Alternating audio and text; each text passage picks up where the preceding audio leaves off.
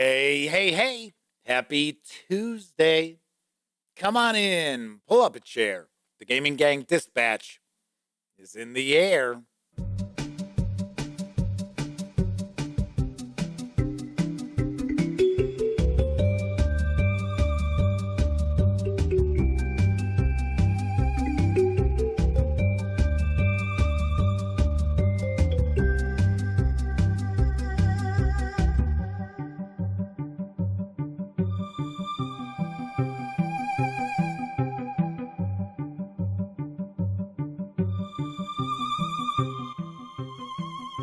Howdy, gang, and welcome once again to the Duct Tape Studios.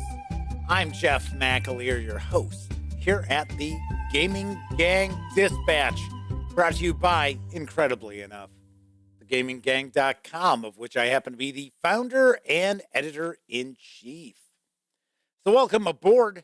Tonight is Tuesday, February 21st, 2023. This is live stream 889. Wasn't sure which way I wanted to do it. I wasn't sure if I wanted to do it that way or this way. So we'll just do it this way or that way. As you can tell, if you're not familiar with the show, not very serious around here. We are not performing rocket surgery by any stretch of the imagination. So super, super casual. So tonight, we got a very big shoe, jam-packed.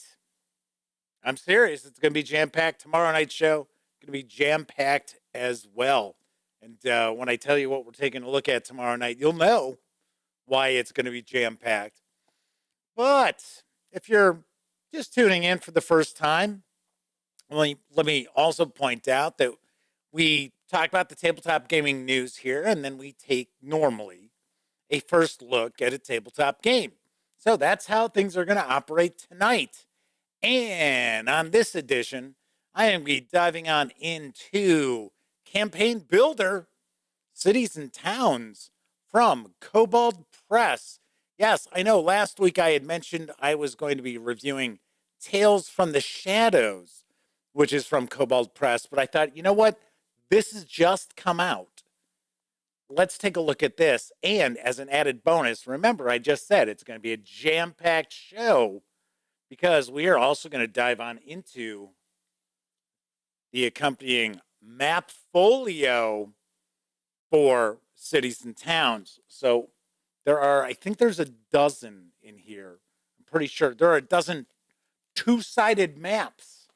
So we're going to be diving on into that in just a bit. But we do tackle the tabletop gaming news first around here.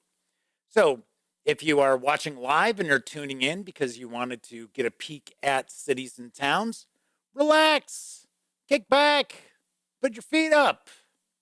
We'll get to it. It'll probably be about 40 minutes or so, but we'll get to it. Like I said, it's going to be a big, big show tonight. So keep that in mind. But of course, if you are watching this 30 minutes or more after the stream ends, there will be timestamps. So you can skip past the news and everything if you would like. If you're impatient, you can easily do that. Those timestamps will be located in the show notes, or depending on the device you happen to be watching this on, they might be right there in the timeline, right under your nose. So keep that in mind. Of course, when you're not watching videos on the Gaming Gang channel, be sure to visit thegaminggang.com for all latest in tabletop gaming news, reviews, and a whole lot more that you will not find here on the YouTube channel. Lastly, it's a live stream, so that means there is chat available. It's not on screen.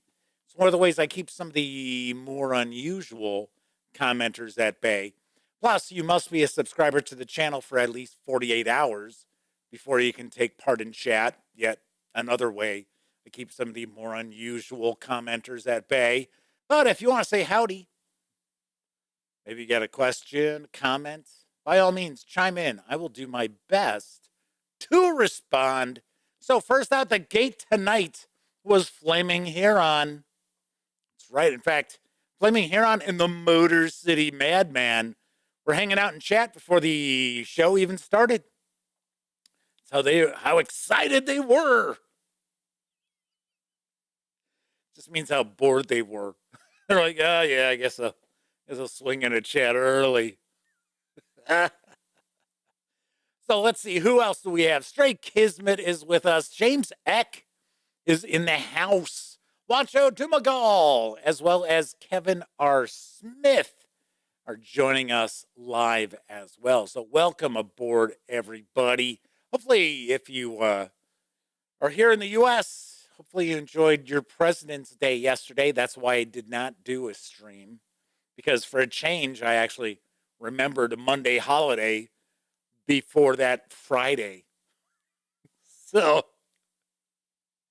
normally when I'm doing a show, I'm like, because I used to just take, if there's a Monday holiday off, I would take the Monday holiday off. And usually I don't realize that until it's already like later in the previous week. Then it's like, oh, damn it. I've already said I'd be doing a show on Monday. Okay. All right. So, welcome everybody. Kevin says they backed a Kickstarter for Cities and Towns. Already got their copy a few days ago. They haven't had a chance to look at it, but they are hoping it's usable with other games. I would think it is. I mean, granted, I have not taken a peek at it, and yes, it is branded as being for 5e. I'm going to take a stab in the dark. Probably be able to use it with many other fantasy role-playing games. Coco B has popped on in. So welcome aboard. Coco says that they weren't able to get into chat until a few minutes after the stream ended. Damn you, YouTube. YouTubey. Ah. So Madman says they wish they had time to be bored.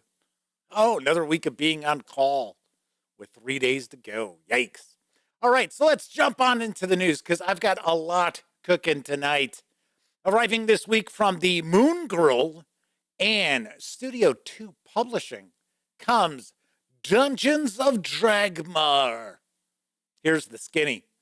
In this new dynamic, fast-paced action card game, say that 5 times first, explore forgotten dungeons, keeps, and fortresses. Did I say first? Say that 5 times fast. Yikes. Yikes. Anyway, in this game, you're going to explore forgotten dungeons, keeps, and fortresses, defeat monsters, demons, and bandits.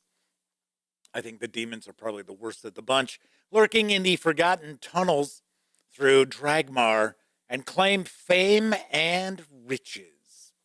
The game is full of tactics and hard decisions that could result in a huge punishment if not played wisely. Dungeons of Dragmar is a game where you will lose a lot, but every victory will make you celebrate and enjoy the next step of your conquest even more. It's an easy-to-learn experience for new players and fun for experienced ones. The replay value and possibility of choosing the difficulty of the game helps as well. This is a dynamic, fast, and intense system for 1 to 4 players. Dungeons of Dragmar is, once again, a fast-paced, action-driven card game.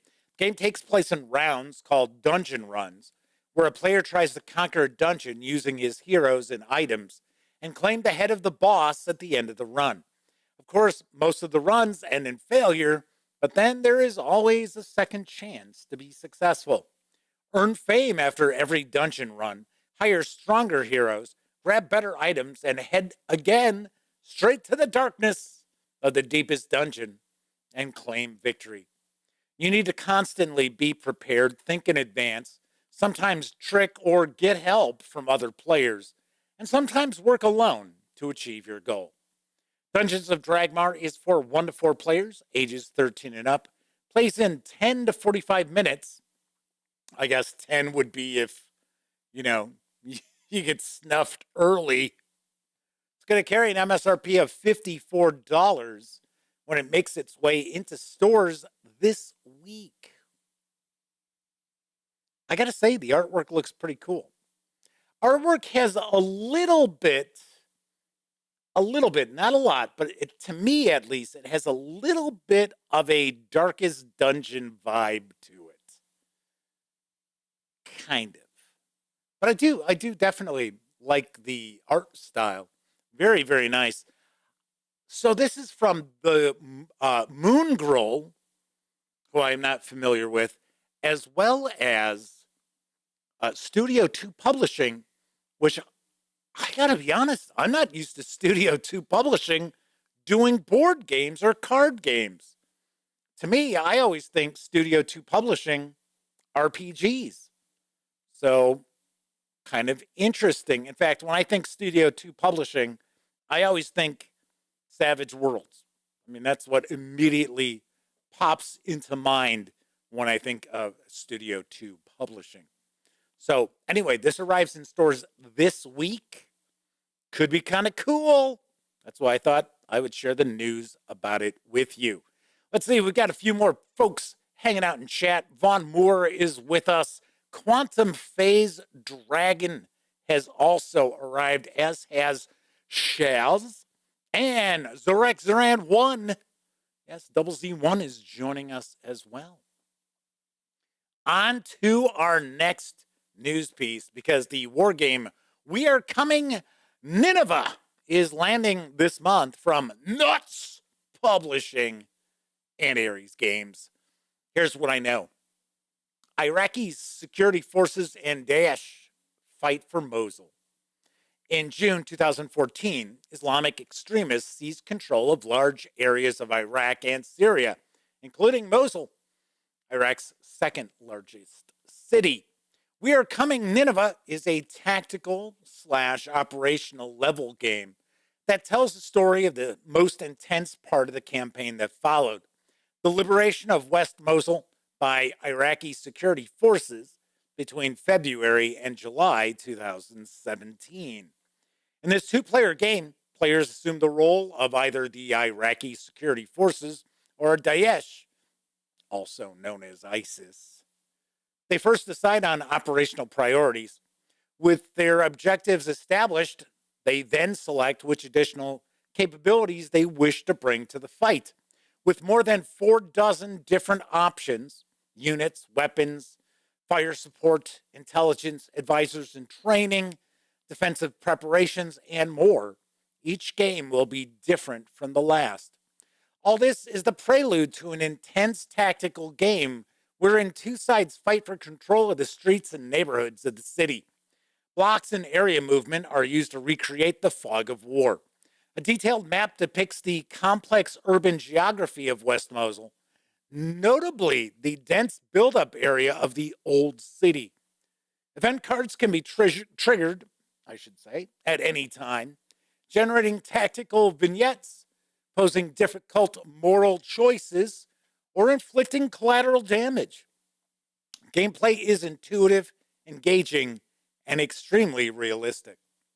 We Are Coming Nineveh is for 1 or 2 players, so it does have a high solitaire suitability. It's for ages 14 and up, plays in around 90 minutes. For some reason, my throat is real dry tonight. It's going to carry an MSRP of $72 when it arrives this month. Now, I should point out, when I took a peek at the Ares Games website, it did have a discounted price, but I don't know how long that will be in place. Might be a pre-order price. I'm not sure, but I gotta say, this looks pretty damn interesting. I love the fact that we are seeing more and more publishers go with situations and conflicts that are not just the same old that we have seen for decades. So this could be rather interesting, and definitely like the looks of it also. So once again, it is We Are Coming Nineveh, which arrives later on this month. Let's talk about some role-playing game news, because hitting stores in March from Paizo Inc. is Pathfinder Lost Omens Firebrands. And here's the latest. And unfortunately, I wish I had more artwork to share with you other than just the cover. Rebels with a Cause. The Firebrands were born in the flames of rebellion, eventually becoming some of the Inner Sea's most well-known adventurers. Lost Omens Firebrands takes a detailed look at the characters that choose to take on oppressors or simply head out on adventures for fame and fortune. This book presents information on the Firebrands organization, from membership to spreading the word of rebellion to, wouldn't it be fanning the flames of rebellion? I'm just me. That's, I don't know about spreading the word of rebellion. Anyway, to the missions to defeat tyranny. Damn you, tyranny! And the types of daredevil antics they perform for fun. The book also features new rules, including new equipment, magic items, spells, and support for archetypes for players who want to play a Firebrand in their campaigns. This 128-page hardcover is going to arrive March 29th. It's going to carry an MSRP of $39.99, or you'll be able to grab the PDF for $29.99.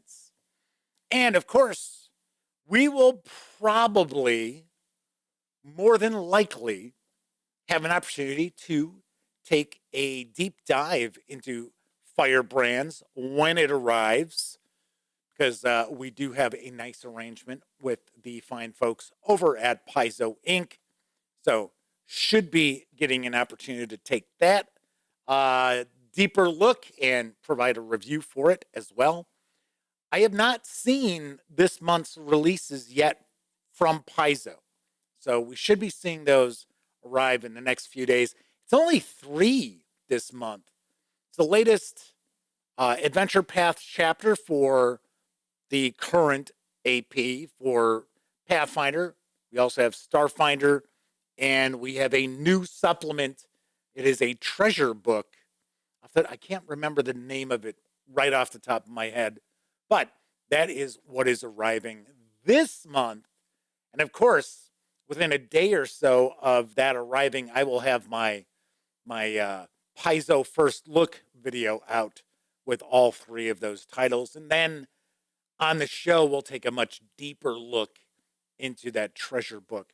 So let's see. We've got more folks in chat. Yes. Tessie Trekkie's with us.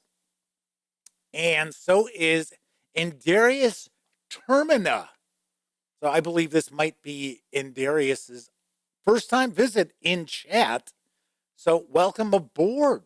Thanks for taking time out to hang with the gang. Kathy Evans is popping on in too. So we've got a nice chat off and running tonight.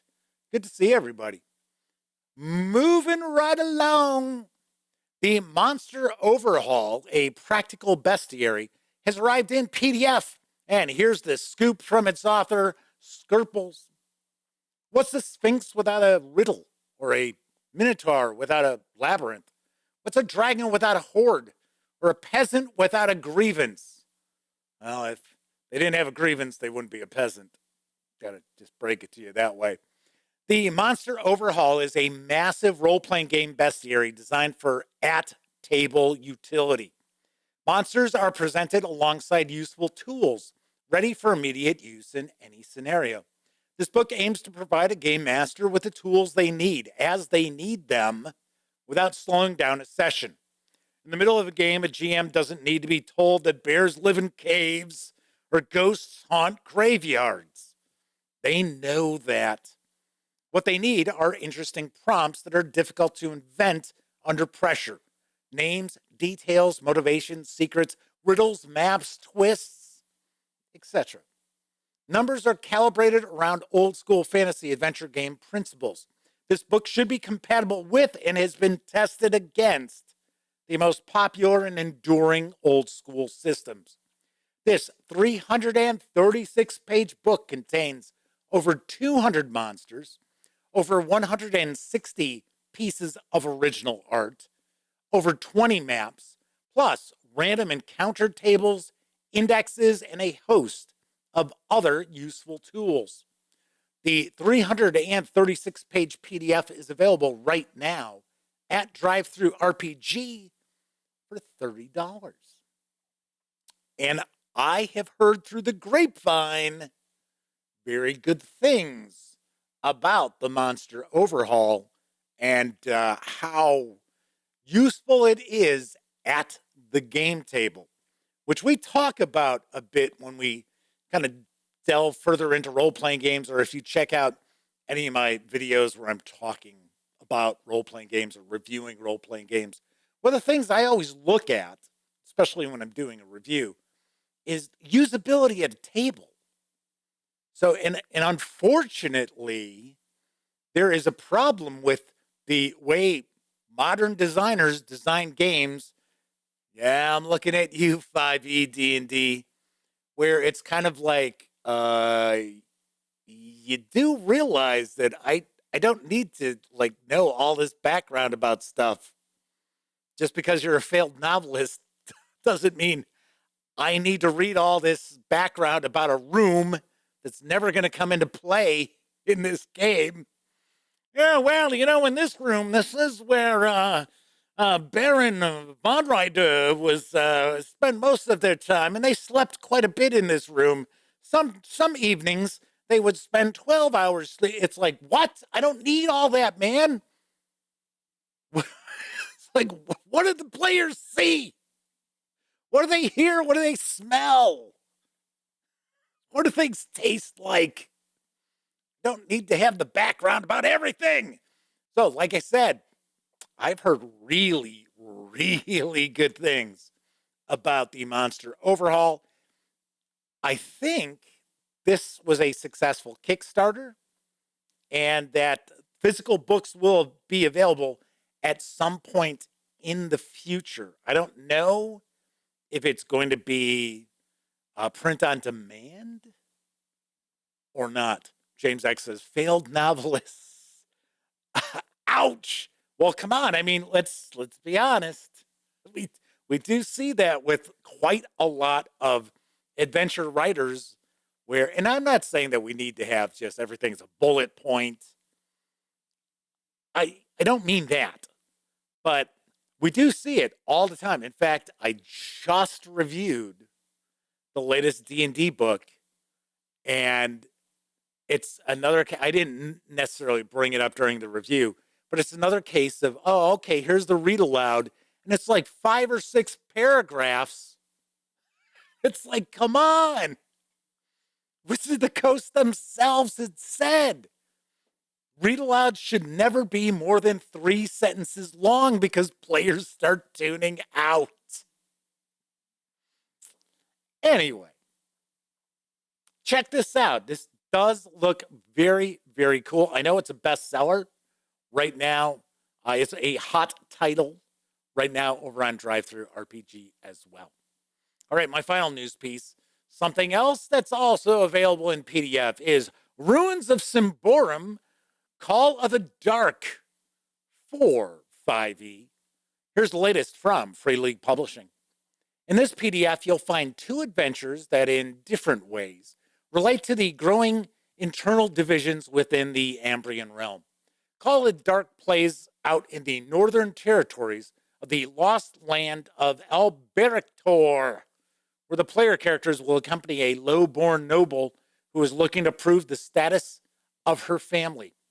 The second adventure, Retribution, initially deals with the search for a person who has gone missing in the city of Corone, but is soon shown to involve events which may have serious consequences for the relationship between the peoples of the Davakar region. Naturally, the player characters have a chance to influence the outcome of the stories, provided that they handle all the challenges that stand between them and a happy ending.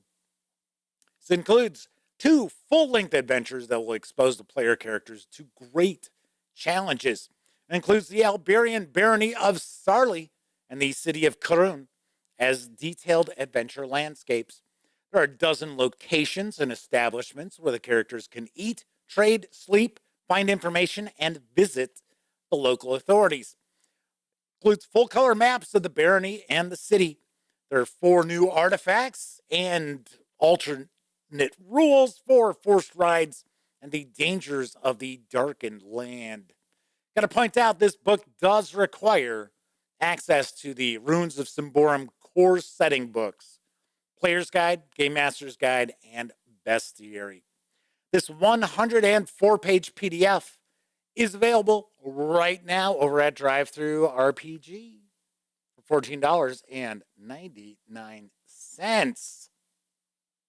So there's some discussion in chat about, sometimes too much detail is a good thing. It can be a good thing, but not at the game table. So if you want to give me a background information like beforehand or afterwards, then, we could be all right. So there's also some discussion of Pathfinder. So the Madman's getting to play some games. What? When did that ever happen? He's the forever GM like the rest of us.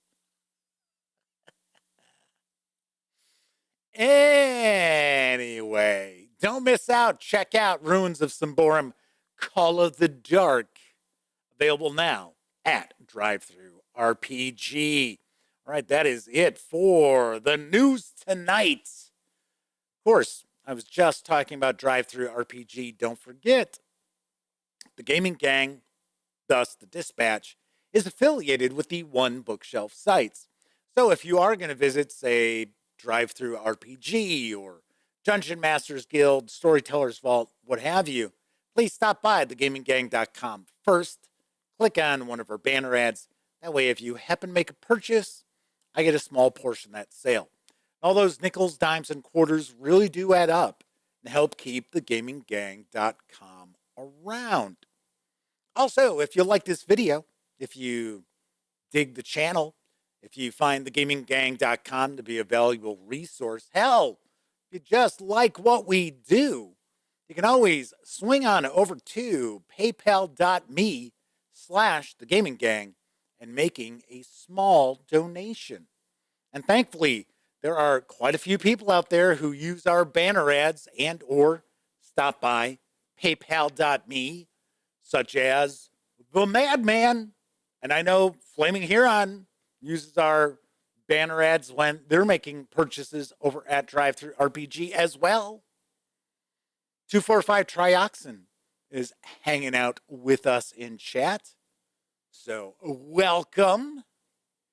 Anyway, we are going to be diving on into Campaign Builder Cities and Towns in a few minutes. But there are a couple of things I did want to mention before we get into that. First of all, yesterday was my best friend Elliott Miller's birthday, and I actually had an opportunity this past Saturday to get together with him and do some gaming with him and his son, Brian. So that was very nice because it had been quite some time since we had gotten together and played some games. So I already wished him a happy birthday multiple times, but I will also wish him one here on the show as well, even though it's a day late. It's a belated birthday wish. Other thing I wanted to discuss just a little bit. I've had some folks ask me, what are my thoughts of the Red Room essentially being kicked off of Drive-Thru RPG? And I'm not sure if many of you are familiar with what happened. I guess this took place over the weekend. And the Red Room is, I believe, out of Italy. And it is this couple who created, they're kind of OSR role-playing games. But I got to be very honest, they are not well edited. They're certainly not, proofread much. And you may recall I did cover a couple of their games, and I reviewed, I want to say off the top of my head, it was Wretched Bastards, which, and it was just, and I say it, but of course people are like, oh yeah, well you say you're not a prude, but you're a prude. It's like, no, I'm not a prude, but I don't expect to have sexual content in a role-playing game if there's no warning in the like drive-through RPG page for it, which in Wretched Bastards there isn't. It says, oh, it's racy or something like that. So anyway, even with that, if that had been removed, Kevin says he thinks Red Room is in Portugal. Maybe you're right. Maybe you are correct. Probably. You're probably correct.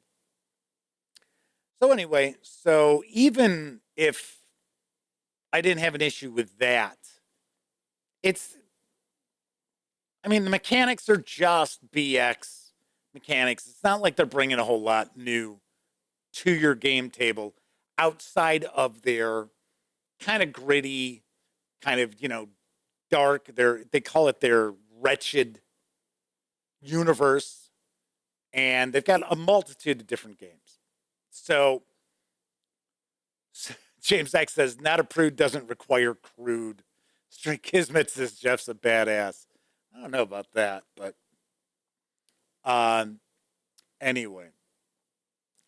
So essentially what happened is, and I don't know the whole story behind this because I'm too busy doing stuff, right? I shared my review of Keys from the Golden Vault yesterday. I'm doing stuff for the channel. I'm doing stuff for the website. Not necessarily poking my nose into the latest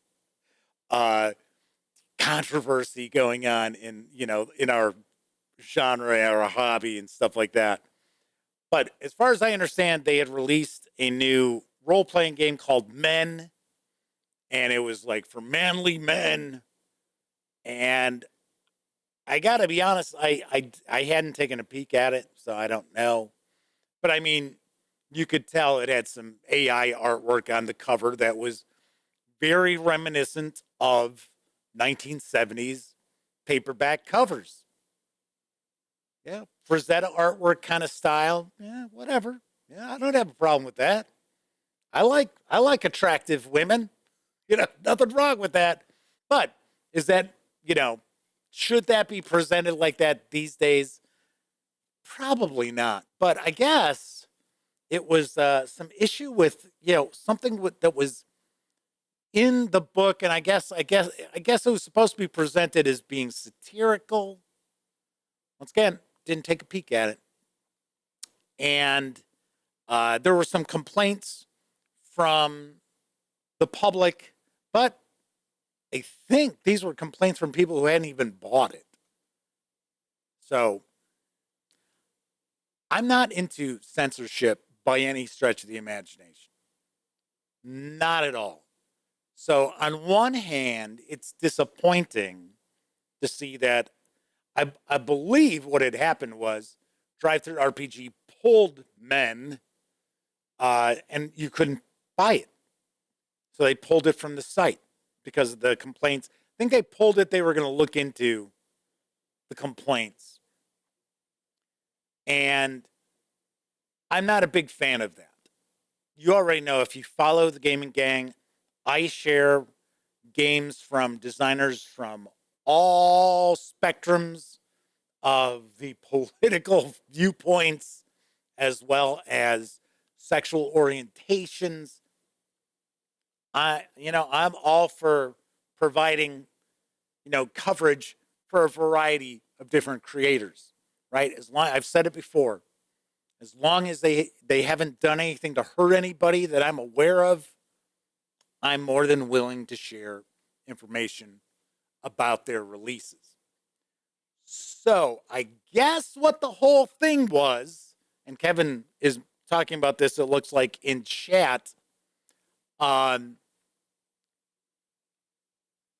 what happened is, and we already know this about the Red Room, because when I reviewed Wretched Bastards and did not give it a positive review, they took it upon themselves to shoot an hour-long video that complained about reviewers. Myself and a few other people. I gotta be honest, I watched it for just a few minutes, and they were just, dude, it was just a circle jerk. So I was like, whatever, I'm not gonna watch. I mean, they weren't like overly critical of me, but they were, they think they're like hipper than thou because oh yeah, we're gonna be perverts. Whatever, that's fine. I said it before. However you enjoy yourself at your game table, that is completely up to you. As long as no one gets hurt and no one's feelings are, trampled, right? So anyway, essentially, as Kevin's pointing out, they were kicked off for hostile marketing because when they announced the game, they said, well, how long? They were like, oh, so they put the game out there knowing that it would cause issues. So here's something that quite a few people may not know about. So Kevin says one controversy is drive-thru is supposed to give people a warning for hostile marketing before they boot them. There's been some controversy about whether they were given their one warning. So here's what I understand from Drive-Thru RPG. The folks over at the Red Room had been warned multiple times about how they've treated contacts at Drive-Thru RPG. That they have been very abusive in their emails, and that Drive-Thru RPG was not going to tolerate much more of it. So they had been warned previously about their attitude. And I have to say, knowing how they responded to negative reviews, I can see this. I can see. Now, once again, I'm not privy to any inside information about, the back and forths and stuff like that. But I have already experienced how very thin-skinned the folks over at the Red Room are. So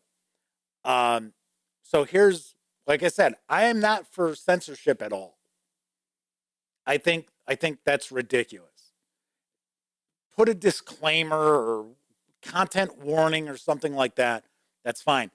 If there had been a content warning on Wretched Bastards, the review probably would not have been as negative. It wouldn't have been like, oh yeah, I'm recommending this. But it probably wouldn't have been as negative. But the thing is, if you've been warned by the company that you depend on to keep your company afloat, and you've been informed multiple times to knock it off, otherwise there are going to be consequences, and you just keep poking that bear, when that bear mauls you, you only got yourself to blame. That's how I sort of look at it.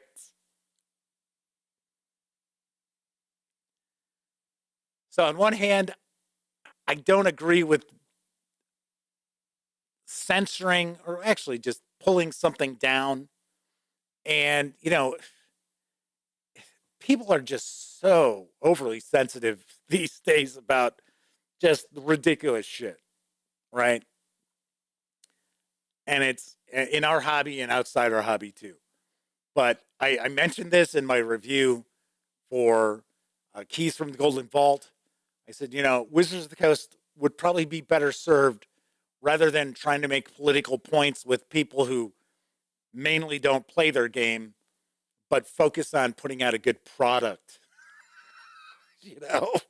So Kevin says their understanding is that hostile marketing means basically using trolling as a marketing strategy. Yes. So example, marketing by accusing Drive-Thru of being fascists or going to censor you. Yeah, and publishers had been warned about this policy. I I guess this policy has been around for a few months. It's not as if it's something that just magically appeared. Now, I'm not trying to say that drive-through RPG is not at fault in any way. But what I'm saying is I don't have much sympathy for someone who's going around just being an asshole. They're told by the company that they actually earn the majority of their profits through. Knock it off, and you just continue to be an asshole. They say goodbye, see ya. They cashed the Red Room out and said, "We're done. You're done here." So Dante Viper Brandolini has joined us in chat. So anyway, so I just those are my thoughts. I had a couple of emails come in from folks asking what I thought about it, if I would discuss this on the show, and it's like I said, I'm of two minds. I don't like censorship. On the other hand, they brought it upon themselves. They really did. So, alrighty, Dante says, yes, they saw the review of Keys from the Golden Vault. Yes, I saw your comment. Thank you very much. Alrighty then. So, as I mentioned, we're going to be diving on into Campaign Builder, Cities and Towns for 5th edition D&D from Kobold Press. In a couple of minutes, we're also going to take a look at the map folio. So that's why we got a big show tonight. But before we do that, I honestly think it's time for a brief intermission.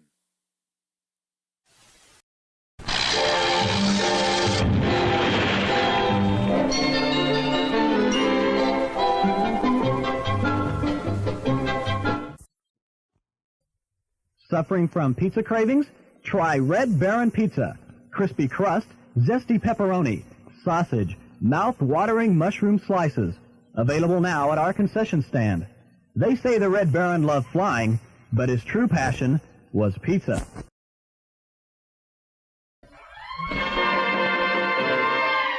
Sitting and a-rockin', feeling mighty blue. Sitting and a-rockin', and don't know what to do. I wish I had a bottle of Mo. Yeah, I wish I had a bottle of Mo. That satisfying flavor of National Bohemian beer. Oh boy, what a beer! Thinking about the flavor, light and clear. That refreshing flavor's what I want in beer. I wish I had a bottle of Mo. Yeah, I wish I had a bottle of Mo. That satisfying flavor of National Bohemian beer. Oh boy, what a beer! Cause with National Bohemian you will find, hey, the difference is the flavor. Satisfying kind, so refreshing. Taste it, then you'll know. Hey, Joe? Let's go for more. That's a National Bohemian beer. How about some Wilkins coffee, Captain? No! I say, man overboard. Help.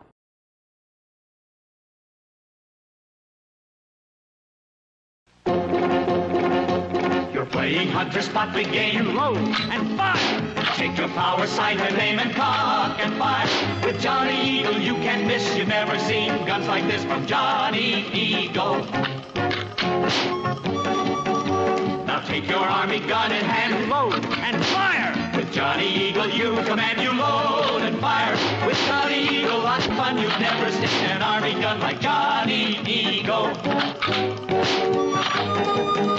You're in the west of yesterday, load and fire. Hear Johnny Eagle say you aim and fire.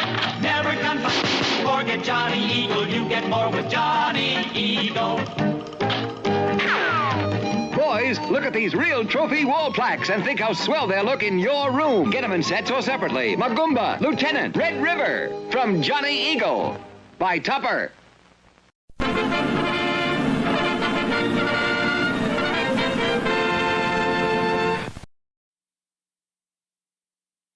Yeah, so I was kind of surprised that the Red Baron pizza was served at drive-ins or maybe theaters, but that looked more like a drive-in ad.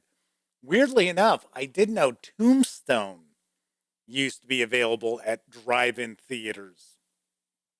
So I remember seeing that all the time. Yes, and we had some kind of oddball other commercials there as well. A lot of discussion in that beer commercial. Wasn't that the Pringles guy? Doesn't the Pringles guy have two eyes? Because I thought that's kind of weird how, depending on how the barkeep would turn their head, it's like, oh, only got one eye. We're only going to show you one eye. Sarah D is joining us. She's decided to pop on out and say hello. So good to see Sarah D. She is one of our chat moderators. And howdy to Mr. Eddie T if he's hanging as well. Let's see, Mike S. and Roger Prudhomme have joined us in chat as well.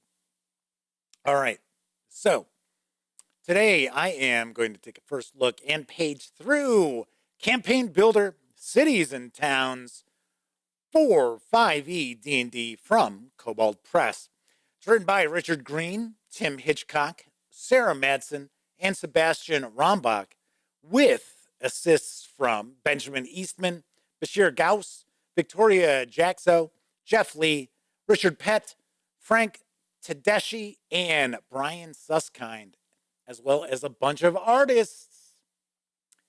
This 256-page hardcover is available now, as far as I understand. It does carry an MSRP of $49.99, or you can grab just the PDF alone for $29.99. Let's swing on over to the other camera because here I've got Cities and Towns. And once again, we are going to be taking a look at the map Folio after this too. Just a few things I do want to point out before we jump on in. Fine folks over at Kobold Press were kind enough to provide me with this review copy, but neither I nor anyone else affiliated with the Gaming Gang has received any other sort of compensation for me to share this coverage with you. It's important that you know that. We're not going to look at each and every page, but I do want to get a good feel for what's in Cities and Towns because I haven't cracked this open. This is a first look for me too, so it's all new to me. And lastly, I do want to point out, I'm pretty sure this was a successful Kickstarter. So this should be out to all of its backers and that. That's why I say I'm pretty sure it's available now. It is new. And then I also want to point out that I don't know if the camera picks this up, but there's some dings in the cover. And I'm sure that's just because I'm a reviewer. So that's why I got a copy that's got some dings in it. I'm sure the rest that have gone out are fine. I'm kind of curious what this cover is, to be honest. It's like, okay, so it's the City Watch, and this woman has, tackled the wizard? Or she's riding on the wizard? Actually, it looks like the wizard is homeless because it's like, what the hell's going on there? It's like, move it along. Take a look at the back here. A home brewer's guide to fantasy cities. Campaign Builder Cities and Towns provides a complete toolkit to create, expand, and enhance the cities and towns in your 5th edition game. Whether running an established or homebrew setting, from guilds to temples, from craftspeople to criminals, this tome strengthens and expands your game's world immediately. Campaign Builder Cities and Towns, I don't know why it didn't just roll off the tongue there, brings you everything you need. City character sheets to help build and track your settlements, guidance on all aspects of urban planning from trade goods to architecture, NPCs, rulers, guilds, and cults to populate your metropolis, new character options to help urban heroes survive and thrive, and a bounty of tables from name generators to urban encounters. Start building better cities today. So Kevin says that the caption said the other two were spellcasters. It's one of the things that he took a peek at. So the City Watch is coming along and said, hey, you two break that up. Double Z1 says, Kobold seems to spit out titles. I wouldn't put it that way. I would say that Kobold Press puts stuff out at about the same rate as Wizards of the Coast, I would think. So I know we have the City of Zobek Gazetteer that's on its way. I think that's the next release. I know they kickstarted, they just wrapped up the Kickstarter for Deep Magic 2. And there was a Kickstarter for another kind of like Gazetteer. I think it was the Wastes, like the Wastelands or something. Looked really cool. I know I had talked to Wolfgang Bauer about it when I interviewed him at the last Gen Con. So Kevin says, Kobold Press just sent out an email today saying it is available. It's been shipping to backers for a while. Sweet. Very nice. All right. So Bright Magic, Big City. Nothing stirs up a tabletop game quite like the City. So many people, its crowds bustling, everyone busy with places to go and things to do. Its broad streets, nooks and passages, hideaways, and quiet alleys. So much history embedded in its town halls, the soaring spires and storied monuments, the sprawl and ambition of great temples, and the mingling of fantasy races, traditions, and languages. And oh, there's so much magic in the city. Says, I once saw a dragon, no lie, put on a magic show in the main thoroughfare. It's not always obvious, but it's all around. Sweet. So, 5 questions. What is the city's age? Whoops, I almost said name. So, we're going to have all this content devoted to creating your cities. Taking a look here. So, this is city planning. So, we have hamlets and villages, towns. We already saw cities, city size and population. So we've got some random tables here. Magic. In worlds where magic exists, the presence or lack of it can influence the development of an urban center. Whether only the wealthiest citizens have access to magic, or the city is filled with magical lights powered by the arcane college's junior students and ever greater wonders, magic within a city can tell a subtle story of the city's history and growth. I gotta say, I think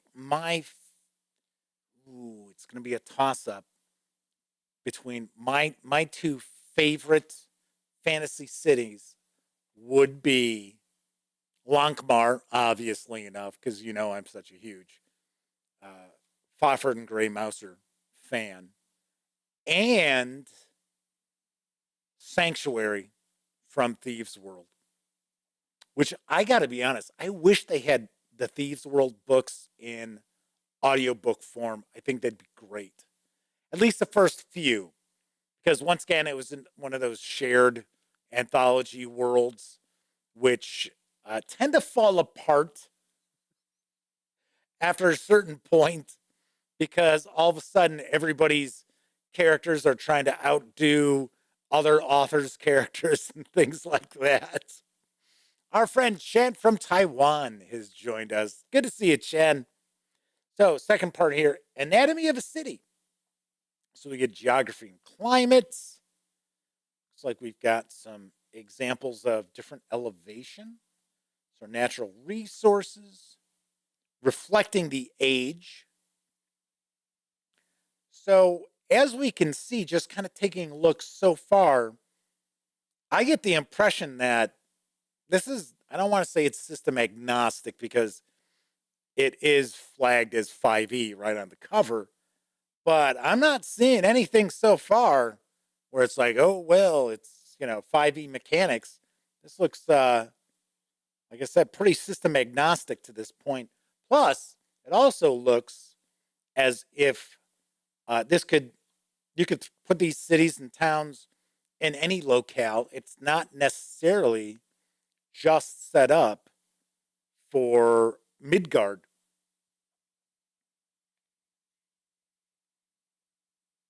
So municipal buildings, municipal offices, courts, politics. Gotta have some politics. So Quantum Phase Dragon says that the gaming gang makes them want to buy more books. Hey, I'm just here to share this stuff.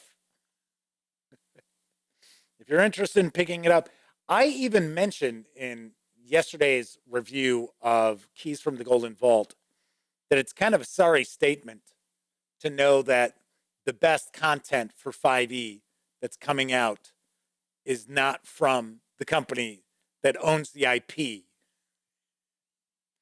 From companies like Kobold Press. So we've got our adventure hooks. We've got the sewer and the underbelly district. A labyrinthian complex of tunnels, sunken foundations, and repurposed caverns sprawls far beneath the city streets. Rusty sewer grates allow pale slivers of sunlight to cut into the gloom, illuminating murky cesspools and mold-coated masonry. The stench of water created by the city's 10,000 souls pervades the air, while the pitter-patter of tiny paws echoes through winding tunnels. Display here it says, the gaming gang takes no responsibility for your purchases. That's right, I should just have a disclaimer at the beginning of every video. So we've got the criminal element, things found in the sewer. So we've got a table with 20 entries there. So we've got our city rulers. So is it a city council? Is it a feudal lord? Is it a group of mages? Is it a mayor, a monarch, an oligarch? Is it the priesthood? Is it a theocracy? And then we've got our city officials. We've got our craft guilds. Merchant guilds. Of course, we have to have our thieves guild. So kind of discussing, oh, here we go. It's a thieves guild right there. I think we've got it right on this page. Oh, there we go. Illicit guilds. But we do get a sample thieves guild. The Midnight Parliament.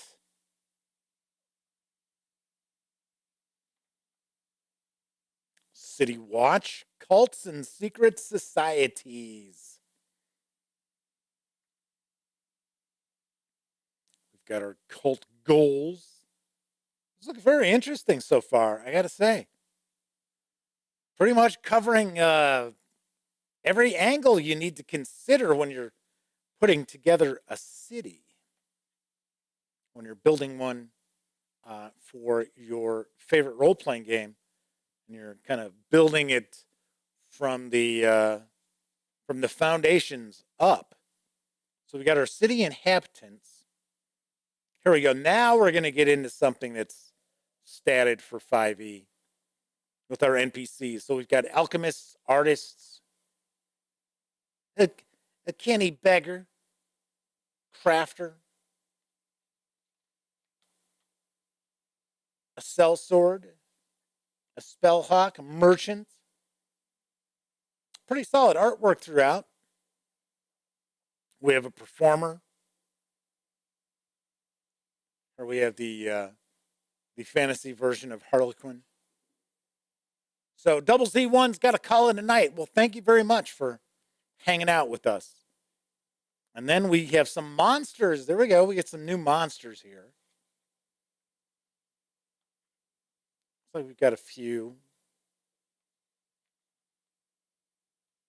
The red urchin.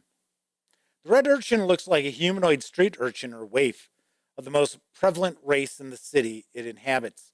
If a creature is more than 10 feet away from the red urchin, it must take an action to visually inspect the urchin and succeed on a DC 17 intelligence investigation check to discern the urchin is actually a monstrous creature and not a normal humanoid Creature within 10 feet of the red urchin or a creature that has seen it attack automatically discerns the truth. Yes. Can I have some mosa? Mosa, please, sir? Then they take a chunk out of your arm. So I have city campaigns. Urban centers are great stopping off points for characters to resupply and pick up side quests or two. They can also be at the heart of story arcs or even entire campaigns. There are a variety of ways to use them in a game with endless fun for the characters. This chapter presents guidance on the role of urban centers and on the encounters and stories they bring to the table. Yeah, there's nothing like a good urban adventure. Doesn't matter, fantasy, science fiction, what have you.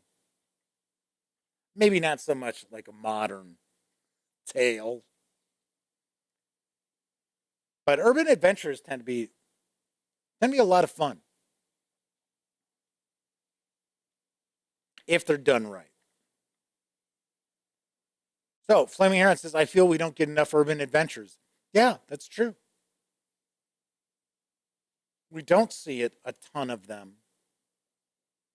All right, so what is this an example of here? Staging encounters. And not sure what kind of building that's supposed to be. Is it an inn? Yeah, you know what? I think it might be. I might say it's supposed to be an inn with some private rooms, some common rooms. Yep. Got our city guard. Looks like we've got some different tables for their reactions. Short adventure seeds, arsonists, assassination, gather information, guard duty, jailbreak, start a rumor, political power grab. Just a few examples there. Keeping the focus, Game Master should regularly introduce new adventure seeds to keep characters invested in the city. Examples include invitations to important events, such as the funeral of an important city official or favored shopkeeper. Similarly, any events that bring change to the city should also impact the characters' lives. Below are a few ideas for events that can lure the characters into a new narrative. Local anglers recovered an abandoned merchant vessel and anchored it in the city harbor. Somebody painted a curious rune in blood on the doors of several homes in the Temple District. Right, then we've got city heroes. An urban adventure wouldn't be complete without heroes. This chapter details how the characters can interact with the city or town, such as owning property, earning a title for deeds done for the people, or gaining a network of contacts.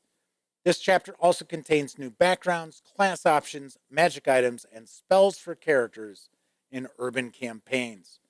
All right, so this is kind of a player-facing chapter here because we're going to get some new character options.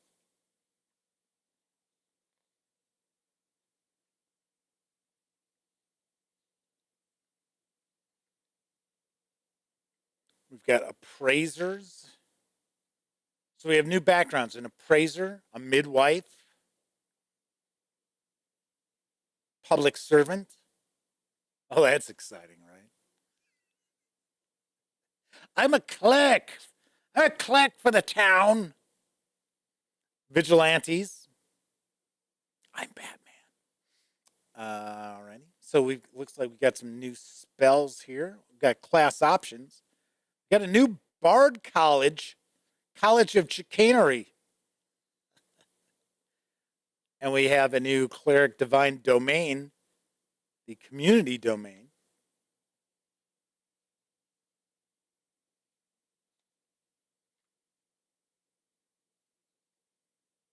New Sacred Oath for Paladins. This book's pretty jam-packed. Here's some of the new spells. All right, then we get into the appendices. So here we have naming tables. So it looks like we're going to have quite a few appendices here. It's like 45 pages worth. So we have NPC forenames by region. We have 100 interesting NPC encounters. Got urban encounters based on challenge ratings. We've got example town growth, metropolis growth, battle maps, which we are going to take a peek at that folio. So we're going to see these battle maps up close. So it's giving us a look at these here. And then we have our tracking sheet for our city, kind of our character sheet for our city here. And Midgard, which we talk about all the time, how I really, really like Midgard quite a lot. Tome of Beast I just reviewed, as I did, I should say, Tome of Beast 3, as well as Tome of Beast 3 Layers. Next week, I'm reviewing Tales from the Shadows, got Vault of Magic, and then we've got our open game license. Flaming Heron says, public servant, sign me up. All right, once again, that is Campaign Builder, Cities and Towns for 5e D&D from our friends over at Kobold Press. All right, so next up, we are going to look at the map folio. So let me get this open. Let me get this out of the way. So my understanding is there are a dozen maps in here, and they are treated so that we can use wet erase, dry erase, or even permanent markers. So very similar to the flip mats that we check out for Paizo products. So it says, nothing screams adventure quite like the city, the hustle, the intrigue, the energy, and the unpredictability of it. Now there's no need to draw every side street and shop. Just use the Cities and Towns map folio to create the rich city experience as the adventure unfolds. So we have 12 of them. Each is 24 by 36 inches. Let's see what we've got here. All right, so first off,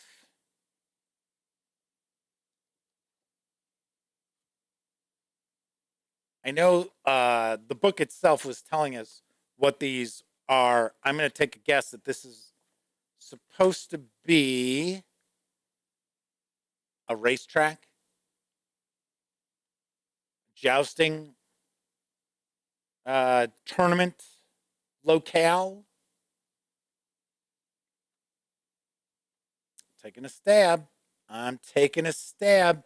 I'm actually going to kind of pull back a little bit here.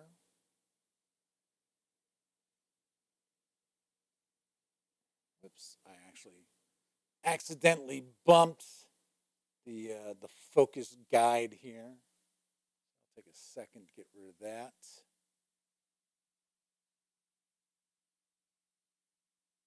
All right, just making sure that that's in focus. There we go. So that's what this looks like here. This would be for tournaments, jousting. Here it looks like we've got some pools, possibly up here, maybe a restaurant or shop of some sort. Serves food. Okay, so that's the first one. And as you can see from the glare that you're getting, that this is treated so you can easily use the dry erase, wet erase, and permanent markers. And of course, with the permanent marker, boo, kind of peeled off a little bit there. Just have to throw some tape on, I guess. It's like this has got a little scratch in it there too. This looks like this is probably the harbor or a wharf, dock area. So, where I get all my carpets. We got that.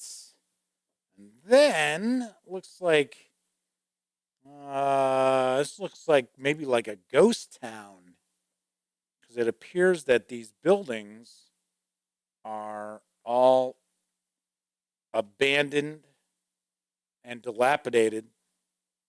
What it's looking like here. So that is that side. Pretty nice. Okay, next up, what is this? A keep?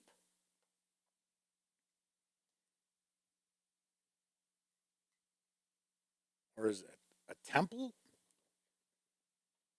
I think it's supposed to be maybe a temple.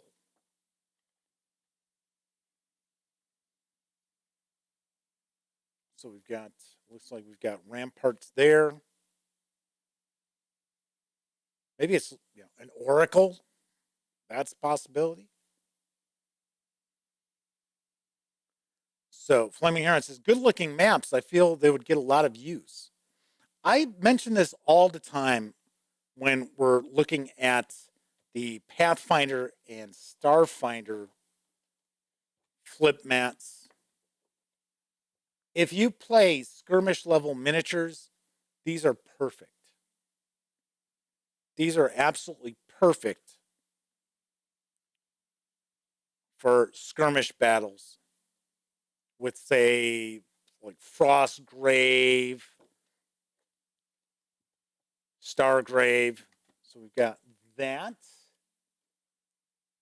So we've got more buildings, exteriors, and at least these aren't falling apart. Flip it this way. So we unfold it like that. It's like these streets are a little cramped.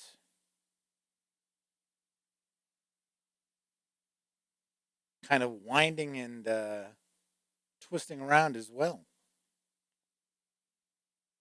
So a relatively congested residential area is what that looks like. Then here we've got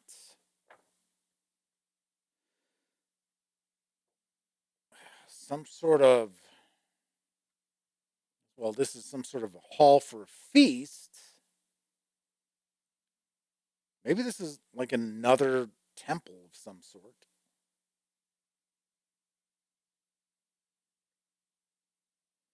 The design of these are pretty nice. And as you can see, pretty sharp detail on them as well. Every once in a while, you'll see like game maps of these kind of sizes that just don't seem to be really sharp with detail, but these do. These are pretty nice. All right, so here we've got another exterior map. So this looks like this is a market. Like this would be a market square, small one, with the different houses there, different buildings, and then here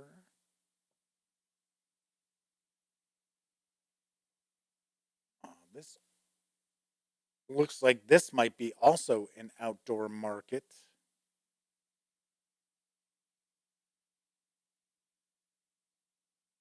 And then here it looks like we've got stairs going up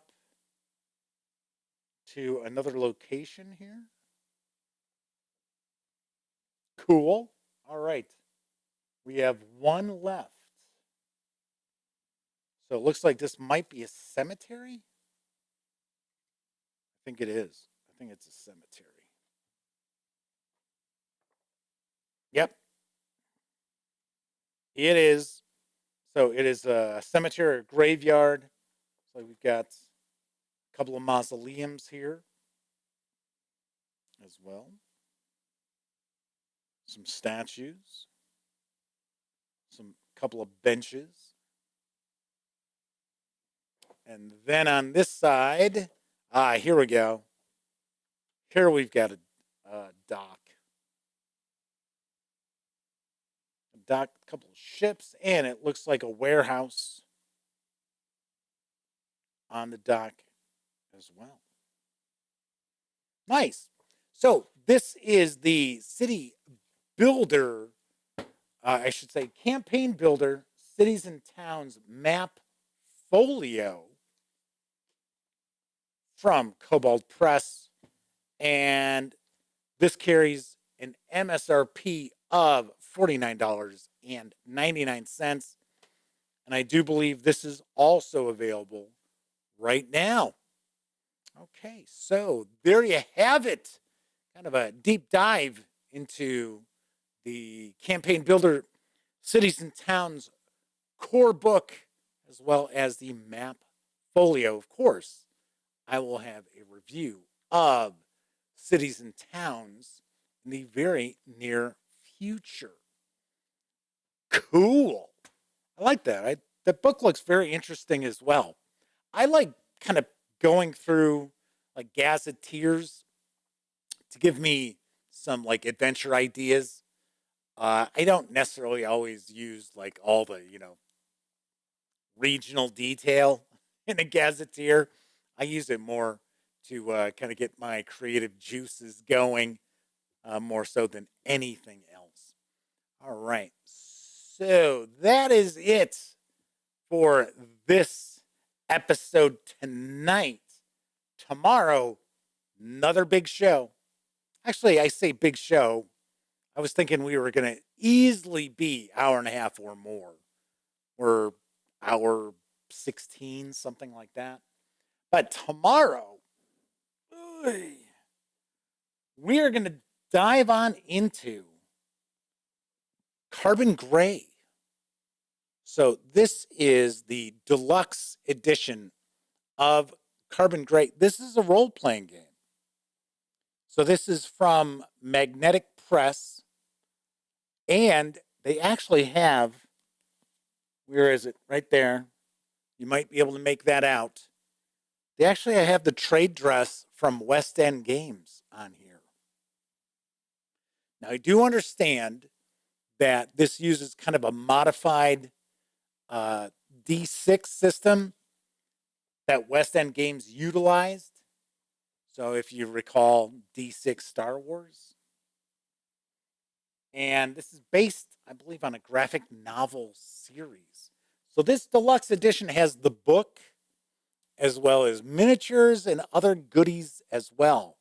So we're going to dive on into this tomorrow, and this looks very cool. The artwork certainly looks really good. And we're going to dive on into this, as well as we'll take a peek at the solo adventure that was sent along too. There's actually a few releases for this already. So we're going to dive on in and take a peek at it. I kind of think it's supposed to be sort of like a diesel punk take on World War I. It's kind of the vibe I'm getting out of it, especially since it looks like this is an Iron Cross that this character is wearing down here. Or it's at least the German cross. Maybe it's not the Iron Cross. I think the Iron Cross has some red in it. But yeah, we're going to take a look at that tomorrow. And then next week, as I previously mentioned, I will be reviewing Tales from the Shadows for 5e D&D from Kobold Press. That'll be on Monday's show. On Tuesday's show, we're going to dive on into Fear of the Unknown. And then on Wednesday, I am going to unbox and take a first look at Banish the Snakes from GMT Games. Yes, the latest wave of GMT Games arrived today. So we are going to be taking a peek at this. James X says, Carbon Gray looks interesting and expensive. Yeah, I think the deluxe box, off the top of my head, I think it's 150. But keep in mind, there's like 18 miniatures in it. And one of the minis, I think, is like this big. It's pretty big. I think the standard miniatures are 32 millimeters. And then there's some sort of like, kind of like a mech, sort of. Because I just glanced at the box, which probably clocks in around 90. But I do understand that the book itself is available. Now, I don't know what the MSRP on that is. Of course, I will dig in and take a look for tomorrow's show. I'll have that information. But you can get just the book itself, which is, geez, where is it?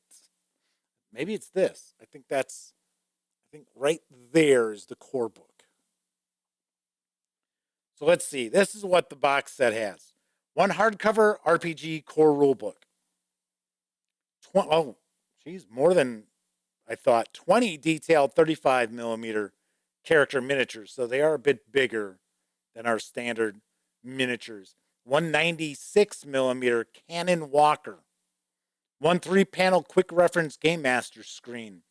140 character and opponent cards. One 24-inch by 36-inch fold-out double-sided world/trench battle map. 12 six-sided dice. 5 stone dice. 5 fire dice. And 2 wild dice. And 8 boards of punch-out map-modifying markers and tokens. So it's in here. That's what we'll be taking a look. Kevin says the book is $40 at the company's website. Seems pretty fair. That's kind of par for the course with a lot of books. All depends on, what the page count is. But like I said, this box is heavy. There's no doubt about that at all. All right. So if you were watching live, thank you very much for joining me tonight. If you watched live and took part in chat, well, tip of the cap to you. I appreciate you not only keeping me company, but you also keep each other company too. Much appreciated. But of course, I know a lot of people out there, you don't have an opportunity to watch live. Doesn't matter if you're watching live or on Memorex. I really do appreciate each and every one of you taking time out of your busy lives to watch any of the videos here on the Gaming Gang channel. If you like the video, please give it a quick thumbs up. Subscribe to the channel if you haven't already. And of course, if you do subscribe, be sure to ding that bell, because it's not only going to let you know when the Dispatch streams live Monday, Tuesday, and Wednesday evenings right here on YouTube at 7 p.m. Central.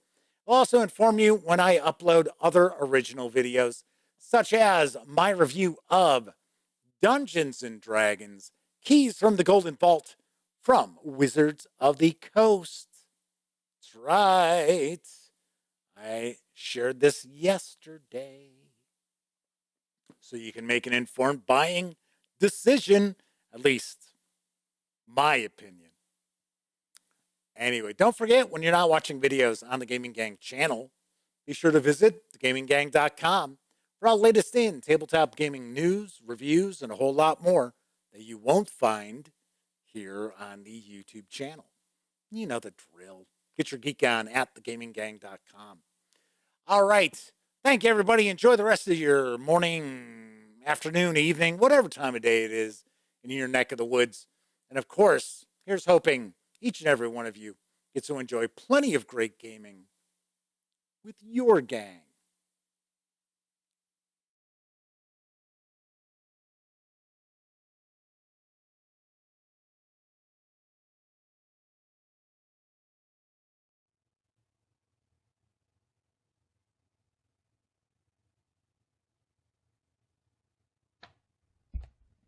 Oh, hey, you're still here. That's okay. You don't have to leave just yet. In fact, why don't you subscribe to the Gaming Gang channel right here, or take a peek at the latest live stream, or even find out what YouTube recommends you check out from the channel. And of course, I'm Jeff McAleer. Thanks again for watching.